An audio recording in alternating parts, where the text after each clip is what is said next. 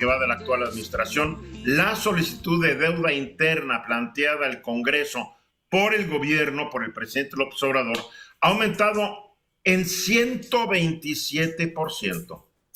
Con Peña este aumento fue de apenas el 19.3% y con Calderón el 52.2%. De acuerdo con la Ley de Ingresos de la Federación, del próximo año el gobierno del presidente López Obrador solicitó un techo de endeudamiento interno de 1,170,000 millones de pesos, lo que representa un incremento del 31% en comparación con el techo aprobado para este año 2022. ¿Por qué nos tiene que preocupar y qué puede significar para nuestras finanzas personales este asunto del techo que se menciona de la deuda? Creo que la primera cosa que tenemos que decir, en México el gobierno tiene que presentar con antelación en el presupuesto, en la ley de ingresos, su plan de endeudamiento. No es que se le ocurra, por ejemplo, en abril, en junio, en septiembre, oye, pues tengo ganas de comprar una refinería y voy a pedir un crédito. Todo esto forma parte del ejercicio de planeación anual.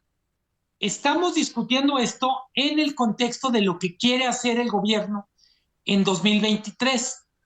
Una cosa que todo el mundo le reconoce al gobierno de López Obrador es que ha sido muy disciplinado en lo que tiene que ver con el manejo del equilibrio entre ingreso y gasto.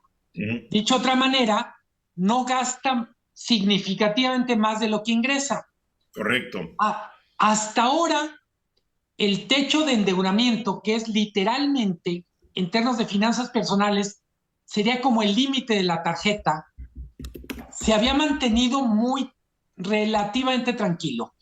Para este año, para 2023, quiero decir, propone pasar ya del billón de pesos con un incremento de más de 30%. No quiere decir que lo vaya a ejercer, por eso lo comparo con el límite que uno tiene en la tarjeta, pero además no quiere decir que toda la deuda sea mala. ¿Cuál es la crítica que me parece más justa? Hay un cambio de patrón en la conducta del gobierno que no fue suficientemente explicada ni en la presentación de la ley de ingresos, ni en lo que fueron las discusiones relacionadas con eso. Ahora, ¿será a propósito que no lo expliquen mucho para que tampoco lo hablemos mucho? Totalmente. Y es un tema técnico. ¿Cuál es, desde mi punto de vista, el escenario peligroso? Que efectivamente se ejerza todo este endeudamiento, literalmente que le meta todo a la tarjeta, en un contexto en el que las tasas de interés están más altas. No es lo mismo, como sabrán quienes nos están escuchando, tomar un crédito cuando la tasa está 4 o 5% que cuando está 10%. El gobierno, y esto es muy importante, y con esto abro el tema a la mesa, el gobierno se endeuda porque tiene capacidad para endeudarse, porque hay quien quiere tomar la deuda de gobierno. Le pide dinero algunas veces a bancos, emite deuda a través de CETES o algún instrumento financiero y va al extranjero. En este caso, el gobierno mexicano lo que está anunciando es: me voy a enfocar más en deuda en pesos, no voy a tener tanta deuda extranjera, deuda en dólares, y eso me da un poco más de margen, por ejemplo, en caso de que hubiera una devaluación.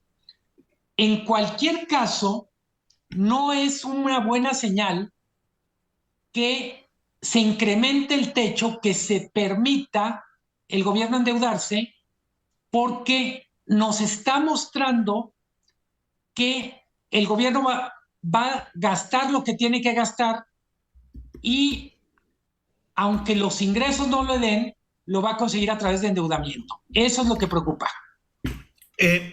Cuando esto preocupa, ¿quiere decir que en un momento el gobierno podría no tener que pagar la deuda? El gobierno de México nunca ha dejado de pagar su deuda, No sé. ni siquiera en los tiempos de la Madrid, López Portillo, en la transición de Salinas a Cedillo. El riesgo no es que no pague, sino, por ejemplo, que este endeudamiento se vuelva una carga muy pesada de aquí en adelante. ¿Quién pagaría la carga? Pues literalmente como cuando decíamos de chavos en el camión, el de atrás paga. El que venga más adelante tiene que hacer frente a esta deuda. Yo diría, normalmente el endeudamiento en el gobierno, como ocurre en las familias, es priorizas tu consumo presente y de alguna manera castigas tu capacidad de gasto a futuro. Ya. Siendo el penúltimo año del gobierno, pues la capacidad de gasto disminuida será para quien llegue en el próximo gobierno. A ver, hasta el mes de agosto, la deuda del gobierno como porcentaje del PIB era del 48.7%. En 2022 era del 52.10%. O sea, la han ido reduciendo la deuda como porcentaje del PIB. Ha ido aumentando, cuando tú dices del techo es que va aumentando la deuda, pero también va aumentando el PIB ligeramente, pero eso es cuando dices que ha habido un manejo saludable e inteligente de las finanzas, no dejar que se desboque en ese sentido. Sí, ojo, normalmente la comparación no debe ser contra el PIB, sino contra ingresos tributarios. Bueno, es que ingresos tributarios México está en la calle.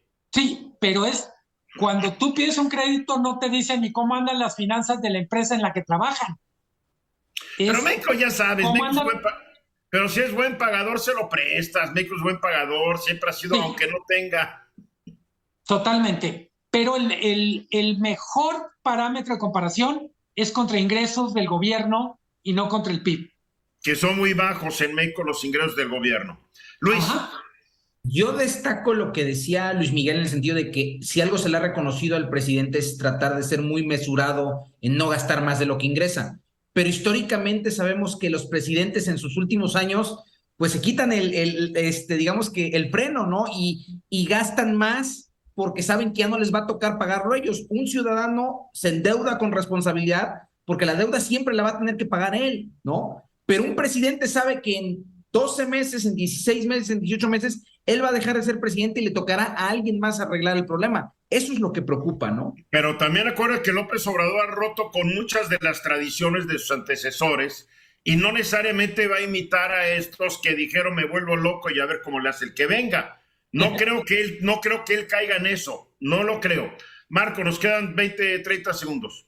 Sí, yo también otro tema que me llama la atención es que cuando estaba la plena crisis de la pandemia, el efecto en empresas que estaban cerrando, el desempleo y el crecimiento de la pobreza, muchos sugerían pues incrementar el gasto público. En ese momento no se hizo, ahora se está haciendo, qué raro.